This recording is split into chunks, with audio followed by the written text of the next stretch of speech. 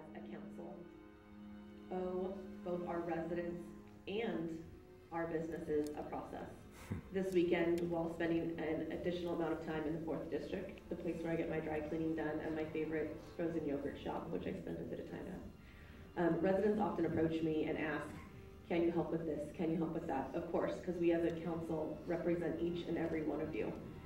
Well, as a district representative, I take the lead on certain things related to CUPs or business licenses.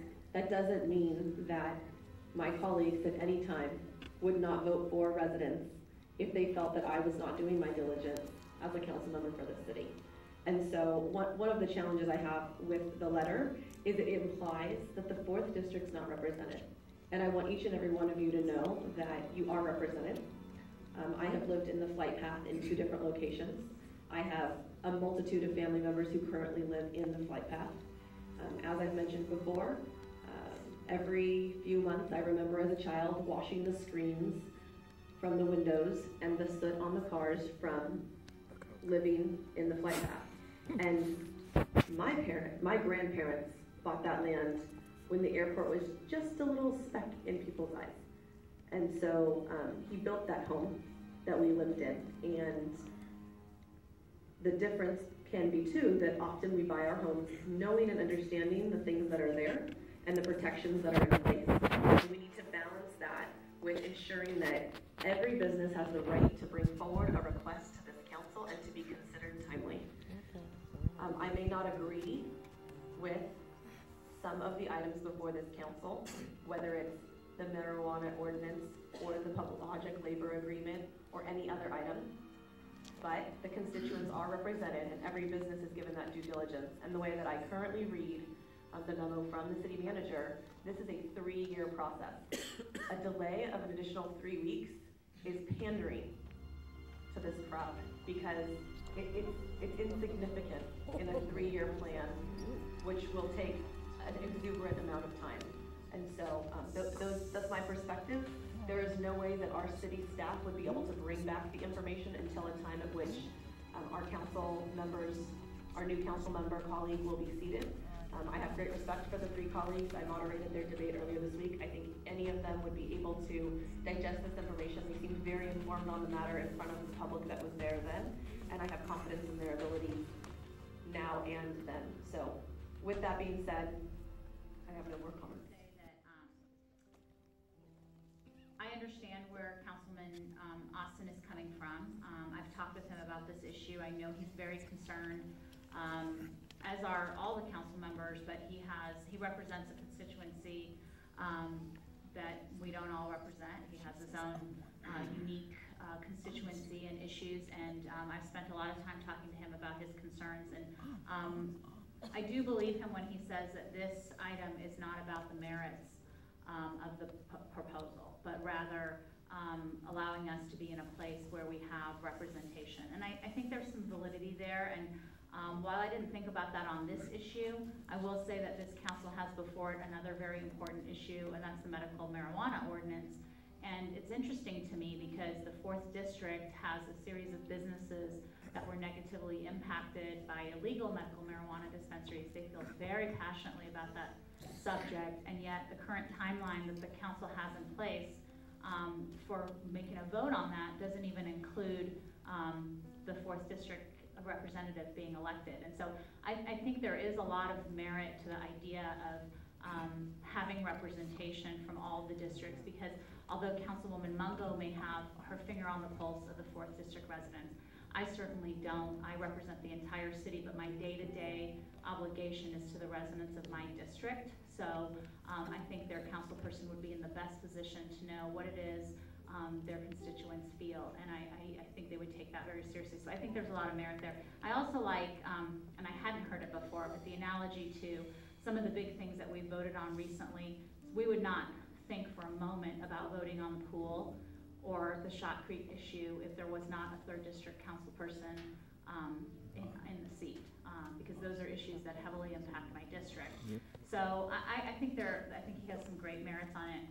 But I do have some questions for staff in regards to this process, and it's mostly just to educate myself on the process. So, is there any work that the staff has to do before we vote, before we move forward with JetBlue's request, before we can actually move forward with JetBlue's request? Councilmember Mayor, first off, I'd like to make a comment that our airport director, Brian Francis, had a long-standing commitment outside the city, so he's not here tonight. We have our financial bureau manager, Claudia Lewis, with us to answer any specific questions, but this is a pretty general one, so I'll answer it. Basically, in order for us to go approach the federal customs facility, we would have to do our own study and get our own request from the city council to whether the council views whether this is a good idea, bad idea to send an application forward. But we would need, like I said, about a 5-month time period to conduct a study, bring it to the council, and the council would take the next step. Now, would you need any direction from council to actually undertake that process? Given the item that we have tonight, I certainly would request direction, yes. Absent this meeting, we would probably just process it. Okay. Okay. And in regards to this particular item, I would like to ask the maker of this motion, Councilmember Austin and Uranga, would you be open to a friendly amendment to move the time period to 60 days after the person is seated to give them the opportunity to get caught up? Because I do agree with some of the points that have been made, that I think we should wait. However, given the relevance of this topic and how frequently it's been coming up during the campaign trail, I expect that our future colleague will be very well versed on this issue. So I'm just wondering if you're open to that. Mr. Austin? Well, I can tell you that when Councilmember Yolanda and I first had this conversation early Monday morning before we could put our agenda item in last week, we were fully aware that you know, our 90-day ask could be seen as a little ambitious, considering the fact that we have 30 days before, we're 30 days out from an election, and then possibly 60 days or even more after that.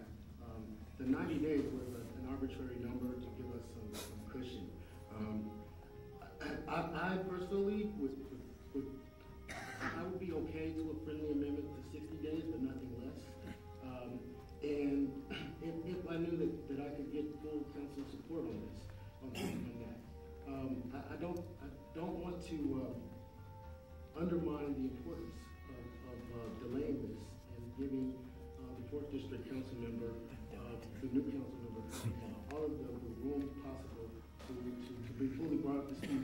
When I say fully brought up to speed, they have to staff up an office.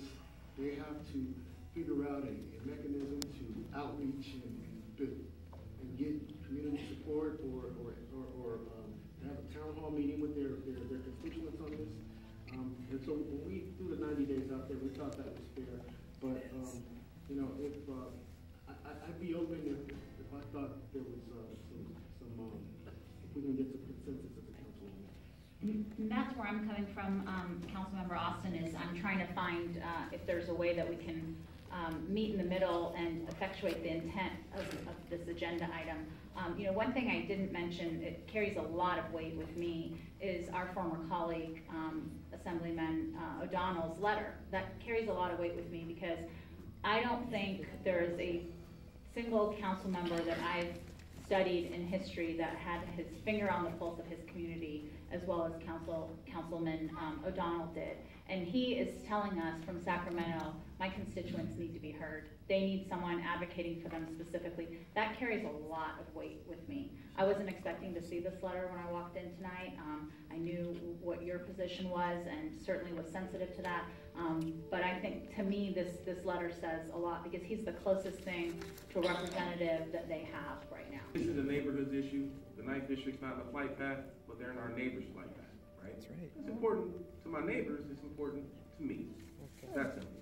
I think what's being asked for is reasonable, but I'm lacking a whole bunch of context in terms of like, I'm not I'm not entirely clear that we would be debating this issue at the city council within the next 120 days or 90 days after the election anyway. I would need to just hear from the city manager, like, when were you planning on bringing this to the council? Are we talking about this because this agenda item was placed on, and we wouldn't have been talking about this otherwise? Councilmember, Mayor, and council members, we've been discussing with the city council privately, but also more importantly with JetBlue, that we weren't going to accept any application for a customs facility until we had a new airport manager, airport director in the seat and established. So basically, we were getting ready to process that because Brian Francis has been here for enough time to initiate a study. Then, given the interest from the city council and the neighborhood, it's here before the city council. So we certainly, at this stage, would request if we went forward, we would want city council direction. I guess my question is, if this item hadn't been brought, what was your plan to bring this discussion to the city council if you're interested? The council would know that we're initiated it, but the first time the council would see the plan would be when the study was complete, probably in July or August. That's right, that's more. Okay, so in how you develop your plan, is this just an inward analysis that you and all your airport staff do, or do you have to do outward communication to customs or federal agencies or anyone else to express interest in the airport? I believe it's more internally, but that's a question I'm going to refer to Claudia Lewis. So if I understand correctly, the question is, what type of outreach will you do? Is the study you're doing, are you expressing to the public or to other agencies that might have some scope, some sphere of influence on this decision? Are you communicating with them about the study, or is this something you can conduct in-house? So to be clear, there's no study going on right now. However, the study would be done likely by an expert in the field who would look to other similarly situated airports, bring in information regarding Customs and Border Protection and what the requirements there would be. So there would be outgoing, we would consult with those agencies to figure out. Absolutely. And that consultation, that process, that costs money. Ordering the study would cost money. Yes. As has been appropriated or We work within the airport parameters with their enterprise fund to do that, yes. I would just say, and I don't have any motions or any substitutes or any friendlies, I would just say this. I'm not in any rush to jump into this discussion. I'd like to have an understanding of like what's out there. If that means city staff is their internal due diligence without necessarily particularly expressing to customs or someone else that we're interested, I think I'd like to have the facts. I think what my colleague has asked for in terms of allow the council to be full, I'm not sure if that would have happened anyway before we had it, but I think it's a fair question to ask. I agree. I agree. I wouldn't want this type of discussion to take place if I wasn't on the city council or someone in the 9th district wasn't represented. But I would say I don't necessarily agree that the rest of the council wouldn't necessarily put all the marijuana in the 9th district if there wasn't someone sitting there. That's my personal thing. But here's what I would say. Like, I want to get out of the signs and the jargon and the politics and see the facts. So if you do, no matter what happens tonight, I want to see. I would want to see like facts from city staff. Whatever analysis internally. I don't want you to communicate out to other agencies. I wouldn't want you to express that we're interested, but have the facts. So when the 4th district is seated, we're not having another conversation. Because so far, we had a study session when we couldn't talk about this issue, and now we're having a second council item tonight where there's no facts on the issue. When it comes back again, when the 4th district is seated, I don't want to be in a place where there's no facts. So I guess my question is there a clear line, a distinct line between conducting a full study that engages customs and expresses our interest, and a study we can do internally to tell us the bottom line facts about the issue that folks care about? And that's my question. Councilman, if I can answer that. First off, I want to make it clear that any study that we did would not go to customs and express an interest in this. This would just be a fact-finding study. When the council reviews it, it would not come with a recommendation. It would not say, do this, or it could easily disappear in 30 days. If we find it was financially infeasible, then we would just stop and inform the council that we can't do this. But if it was financially feasible, we would continue it, but it would come to the council without a recommendation. It would merely say, this is feasible. Does the city council want to take the next step? So what would happen if this motion moves forward, then after the 4th District Council person is seated, then you would come back to City Council for permission to go out and do a study? Or you would wait until 190 days or 120 days? We would wait till what the motion says, and I'll look to the city attorney, but if the motion says 60 days after the council member is seated, the study begins, we would keep this on a shelf, and in 60 days after the council member is seated, we would begin the study if we got that direction. If the council said, if the motion said, come back to us in 60 days to see if we want to do it, we would do that. So it just depends on what the motion reads from the city council. But again, at that 60-day point, the 5-month trigger would start. It would not start now, it would start 60 days after the member was seated. I get it. So really the question is, do you start your study now? Or do you start your study? Do you start your study essentially now?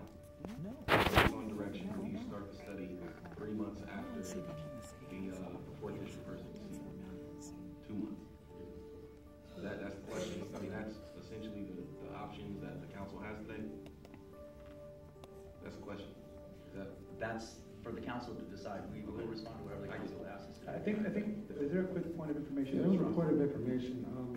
As I mentioned in my opening comments, first of all, this agenda item requests that no action, delay any action regarding the request until receiving further direction from the city council, and originally stated 90 days after a city council member from the 4th District is seated. And I also want to raise the point that the airport did undergo a feasibility study, and there are facts laid out in that feasibility study for the council to consider at any point before that. Yes, by all means, yes. I also, Councilman Austin, I really truly understand, your concerns and compassion, about this item. I mean, we all have responsibilities to our constituents. I believe that we need to begin the process of gathering information, because the city has never been harmed by having too much information. It's information that we need, and I've heard a lot of speculation, but no facts. And I would like to hear what the city manager, the city attorney, airport, and JetBlue has to say. Even though getting this report would probably get back to us probably after 90 days. But I'm willing to go along, start the process after 60. That's a friendly amendment. Thank you. Good evening. My name is Josephine Long. I've been a homeowner in the 7th District for about 25 years. And I oppose the international flights from the JetBlue Airlines. I love JetBlue Airlines. I try to travel with them as much as possible. But as far as the international flights, I think that would only, as they previously said, more noise, more dust, more traffic, more everything that's not good for Long Beach. LAX is less than 30 minutes away. And so there's no problem going to the airport, any of the other airports that have international flights. But I think the homeowners that live in Long Beach, as I said, they don't agree with the time factor. They do fly earlier and later than noted, and it's an inconvenience for the homeowners there. So I ask you to take it into consideration, and please do not allow them to have the international flight. Thank you. Thank you so much. And thank you, sir. John Delactori, address is on file. Honorable Mayor, City Council, thank you for the opportunity to speak. Everyone says, including everybody up there, that they will support and defend the Long Beach noise ordinance. The fact is, Long Beach has never successfully defended our airport noise ordinances.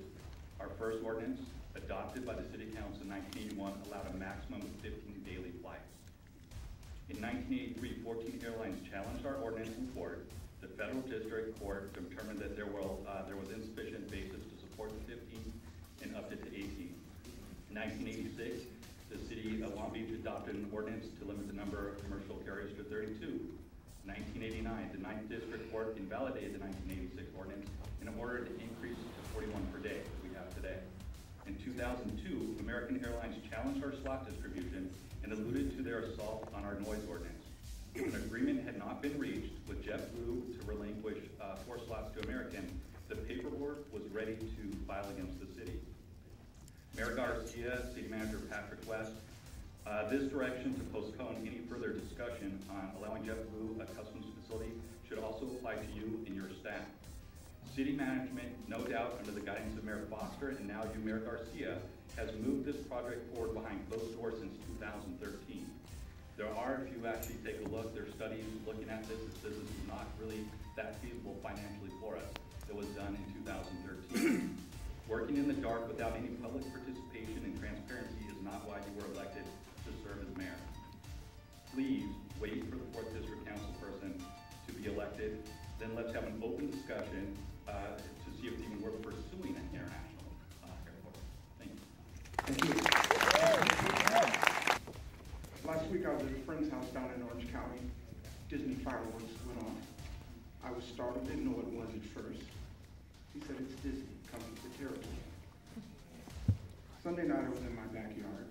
The smell of the, I guess it's gas coming from the refinery over the way was nauseating. I've lived in Long Beach for 20 years, in Wrigley for 15. Comes with the territory. We had boats backed up in the waters here. Years ago there was talk about the coke dust. Comes with the territory. I recognize what Long Beach is. It's a trade place with the ports.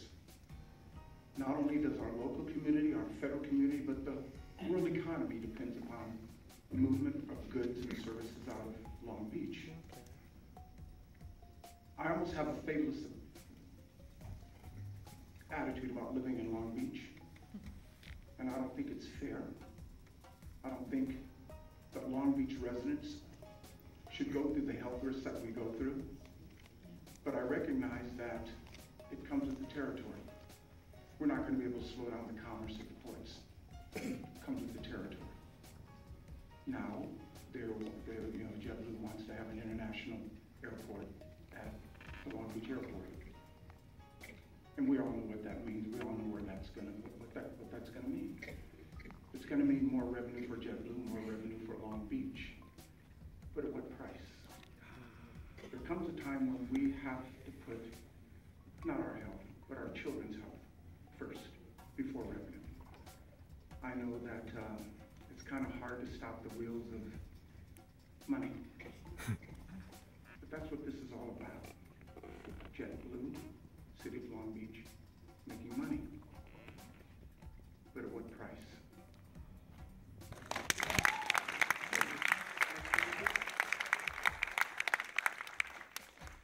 My name is Mario Cruz. I reside at 2315 Charlemagne in the 4th District, and I rise in support of Mr. Uranga and Mr. Austin's motion to delay this vote. I appreciate his comments. As a resident of the 4th District, I have a voice, and the residents of the 4th District have a voice, and that voice needs to be heard. I'm all for process, but there's also accountability. And with all due respect, none of you answered to my vote because I do not have a representative in this council. So notwithstanding your good remarks, you do not answer to me because I have not voted and I want to vote. As far as time, it's not just a matter of bringing the council person up to speed. There's the community to consider. The community has to be brought to speed. You can't put a time limit on that, and certainly 60 days is not enough in my opinion. So I would ask Mr. Austin and Mr. Reagan to reject the friendly amendment. We need as much time as we can get to consider this very important issue for the residents of the 4th District. City Council members, you were all elected by the residents of Long Beach to represent their concerns and needs. Currently, the 4th District has no representation. In fairness to them, I strongly urge you to withhold any discussion or review of JetBlue's request for a customs facility until after a 4th District Council person is in place. I know a plane flying from Mexico to Dallas makes no difference in the noise ordinance. I know that JetBlue is currently not using all the slots allotted to them, so the noise level is reasonably quiet.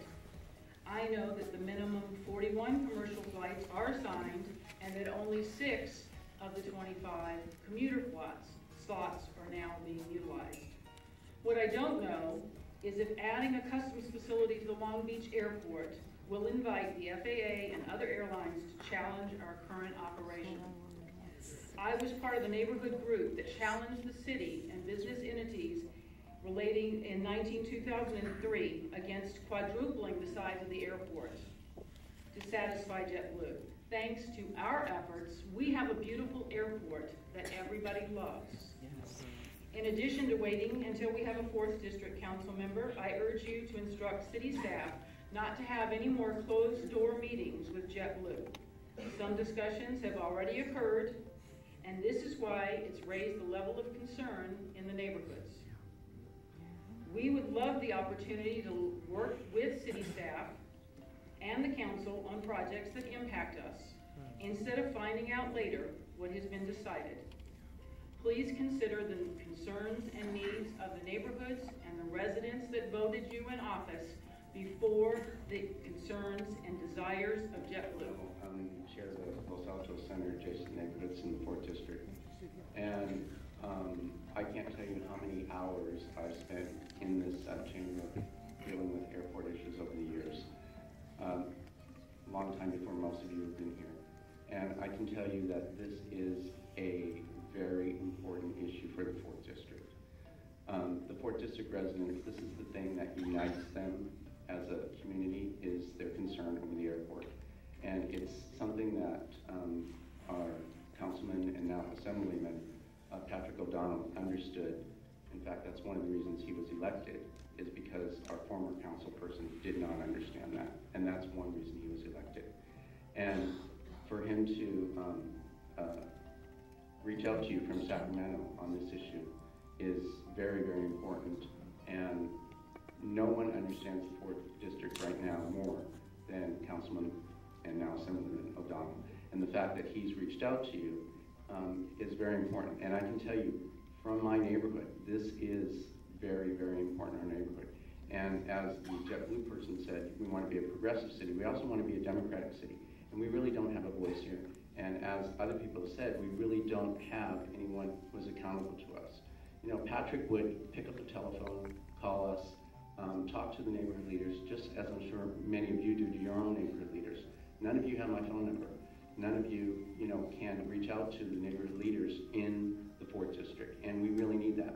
The other thing that Patrick did when the airport size was being debated, he worked with the other council people to come up with that. We don't have someone to work with you right now. We don't have a voice to tell you our concerns. We know that you talk to each other, you meet with each other, you do that. We need someone behind the dais doing that for all of us in the 4th District. And believe me, it is very, very important to all of us in the 4th District. That's why I'm here tonight to ask you to please support Councilman Austin and Councilman Uranga's motion. And thank you both for bringing it forward. After the study session on the 17th, I saw the mayor the next day, and I complimented him on his handling of one of the questions. And I said, you know what, I really liked the way you reacted. You got out in front of it, you owned it, you addressed the fact that the city had made a mistake, and talked to the city manager, you referenced him, so it was a personnel issue, and we took care of it. So first, I'd like to compliment you, council members, for getting out in front of this issue, owning it, and putting it in front of the people.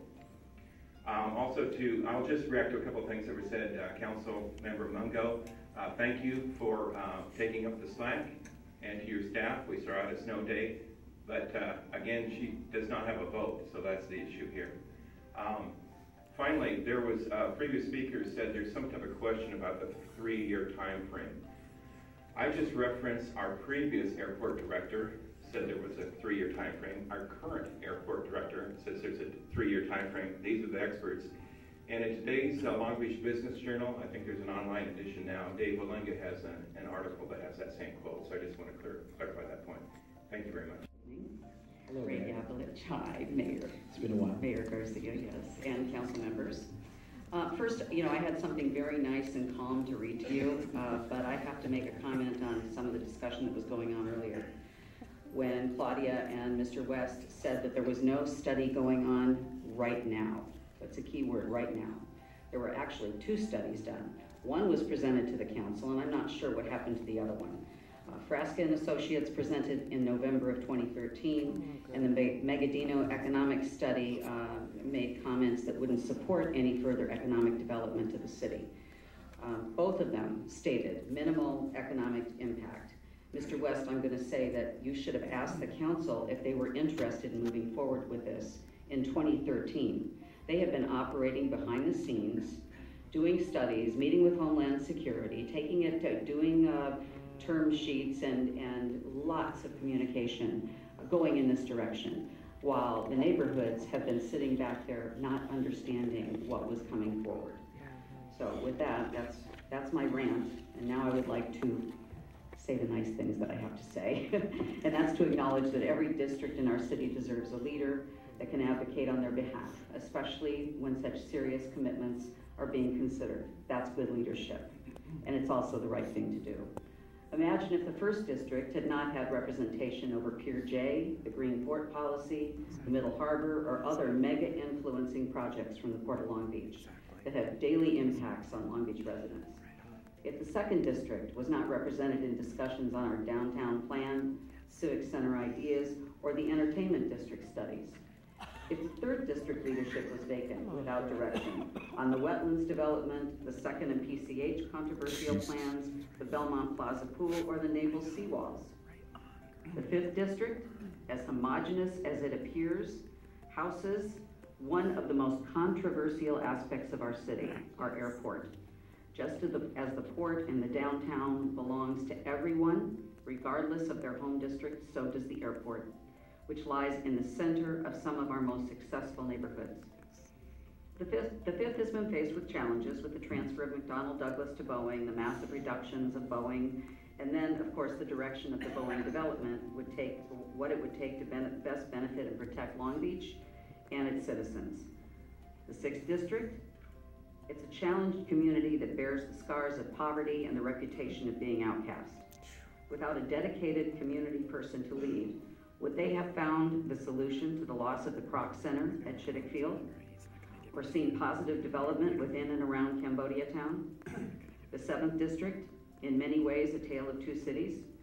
Without a leader to champion the 710 expansion plan or the upcoming SCIG project, what would those neighborhoods be confronted with today? Ray, I gotta. Are you gonna make me stop before I get to the 8th District? It's not, I know, I have to follow the rules. Actually, the rules do allow you to. Yes. Yes,